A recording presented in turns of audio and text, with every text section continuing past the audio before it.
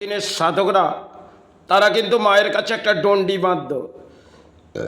যখন তারা সেবাটা করতেন, তারা নিঃসাড়ে করতেন, আর তারা অন্তরে মাকে ডেকে যেতেন। তাই তার জন্যে তারা একটা ডন্ডি বেঁধে দিত, যাতে কেউ প্রবেশ না করতে পারে। এটা তাদের আত্মবৃদ্ধি, এটা সেবার মাঝে ছিল। তারা কিন্তু মাকে ডাকার পেছনে তারা একটা ডন্ডি বেঁধে দিতেন, যেটা আজকের সমাজে আমরা পাবো না। কিন্তু ডন্ডিটা তারা এই কারণে বাঁধতেন, সে মায়ের কাছে কেউ প্রবেশ না করতে পারে। কেন, তিনি যখন সাধনা করছে মা করে, সেখানে সমাজের পরিস্থিতি দেখে তিনি মাকে সাধনা করছে, আর তার জন্যে তিনি একটা ডন্ডি বাঁধতেন। সে নিয়ম রীতিরিবাজ তিনি কিন্তু নীরব হয়ে করে যেতেন। সেটা তখনকার দিনে সাধকরা যেভাবে কামনা করতেন মায়ের কাছে, সেটা হয়তো বর্তমান সময়ে আমরা দেখতে পাবো না। হয়তো আমরা মায়ের কাছে যাই, মা করে একটু চিৎকার করে আবার বসস্থানে ফিরে আসি। সবাই ক্ষেত্রে সাধকদের বহু দুর্ভোগ এসেছিলেন, তারা কিন্তু দুর্ভোগটাকে মেনে নিয়েছিলেন। আজকে আমরা দুর্ভোগের হাতে পড়লে, আমরা কখনো স্থানে গেলাম, প্রয়োজন পড়ল, আবার ভুলে গেলাম। কিন্তু সাধনার জগৎ একটা অত্যন্ত কঠিন লড়াই, যেটা ধর্মের মাঝ থেকে যারা সাধনা করেছে তাদের দানপত্য জীবনটা আমরা জানি না। সেটা হয়তো আজকে আমাদের সমাজে উৎপাত হয় বটে, কিন্তু সময়কালে সাধক রামপ্রসাদ একটা সবাই যখন গানের মাঝ দিয়ে বুঝে যাচ্ছিলেন, সেটা তার জীবনের অদ্ভুত খেলা ছিলেন। তিনি কিন্তু একটি ডন্ডি বেঁধে রেখেছিলেন। হয়তো সাধনার জগৎ থেকে তিনি পথে যেতেন, আর পথে যেতেন যখন মাকে জানিয়ে যেতেন, তবুও তাকে দুর্ভোগটা মা জানতেন, আর তাকে মেনে নিয়ে চলে যেতে হয়েছিল।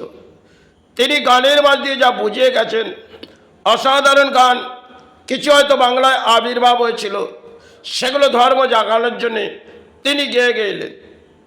আর সময়কালে যখন ঠাকুর এলেন, তিনিও ওই স্থানের মাঝে মা করে গোপনভাবেই চিৎকার করেছেন। একমাত্র স্বামী বিবেকানন্দ জানতেন, সে মায়ের সাথে আত্মভিদ দিয়ে গুরুই কথা বলতে পারে। তাই তিনি তাকে গুরু বলে শ্রদ্ধা করেছিলেন। সময়ে সে সমস্ত গুরুরা ধর্মের মাঝে এসেছিল, আর আমাদের ধর্ম বুঝিয়ে গেল। সবাইয়ের একটা আমরা আবেগ হারিয়ে ফেলেছি, সেটা হচ্ছে একটা পরিবর্তন আমাদের সমাজে এসে গেছে।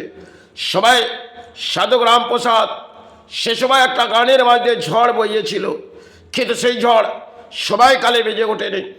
আর যখন ঠাকুর এলেন মা করে, সময়কালে স্বামী বিবেকানন্দ তিনি দেখলেন এই গুরু এসেছে, মাতৃরূপের সেবায় আবির্ভাবে এসেছে। আর হয়তো বহু জায়গায় ঘুরলাম, কিন্তু এই এক গুরু, যার নির্দেশ আমাকে মেনে চলতে হবে। সময়কালে তিনি বিদেশ যাত্রা করার আগে বহু লড়াই এই বাংলার মাঝ দিয়ে করে গেছেন। আর গুরু জানতেন এই ব্রহ্মাণ্ড লড়াই করবে। সবাইয়ের একটা আবেগ তিনি রেখে গেলেন, সেটা আজ আমরা হারিয়ে ফেলেছি। হয়তো কিছু বইপত্র পড়ে আছে, সেগুলো সবাইয়ের একটা অদ্ভুত ইতিহাস তিনি গড়েছিলেন। কেন, দয়া পড়েছিলেন স্বামী বিবেকানন্দ, বইয়ের থেকে অন্তরে দয়া পড়েছিলেন। সেটা করুণাময়ী মা শারদা জানতেন যে সবই যখন এসেছেন, তখন ব্রহ্মাণ্ড জাগানোর জন্য এসেছেন। সেটা তার অদ্ভুত ইতিহাস ছিল। তাই বিদেশ যাত্রার আগে মা করে যখন দক্ষিণাস্থানে প্রবেশ করেছিল, আর গুরু বললেন, দেখ স্বামী, হয়তো এই জায়গার মাঝে এসেছিস আর মায়ের কাছ থেকে কিছু ছিলেন, কিন্তু তিনি নীরব হয়ে মাকে সেই ব্যাখ্যাই করলেন। সেটা আমরা আজকে বর্তমান দিনে করতে পারবো না, কারণ ঠাকুর একটা গণ্ডি বেঁধে রেখেছিলেন। তবুও দেখলেন স্বামী বিদেশ যাত্রা যাচ্ছেন, আর মায়ের কাছ থেকে একে কিছু চেয়ে দেওয়া যাক। কিন্তু দারিদ্রতার মাঝে তিনি কিন্তু জীবনটা দেখেছিলেন। সেটাকে তিনি যখন গুরুর কাছে এলেন, গুরু দেখলেন হয়তো এই গুরু পারাপার করতে ইনিই রক্ষা করতে এসেছেন। আর সময়কালে স্বামী বিবেকানন্দ যখন বিদেশ যাত্রা করার আগে বহু লড়াই বইয়ের মাঝ দিয়ে করে ভারত থেকে বিশ্ব দরবারে যখন চলে গেলেন, ধর্ম জেগে উঠল। কারণ তার আগে মায়ের সাথে গুরু একটা ব্যাখ্যা করেছিলেন, সেটা সময়ের আবেগ ছিলেন। সে মা, উনি তো বারংবার পাঠালাম, কিছুই তো চাইল না মা, তাই তাকে ব্রহ্মত্ব জ্ঞান দে। সে কথাটা গুরু ব্যাখ্যা দিয়েছিলেন। আর স্বামী বিবেকানন্দকে যখন বারংবার গুরু পাঠাচ্ছে, তিনি হাসতে লাগলেন।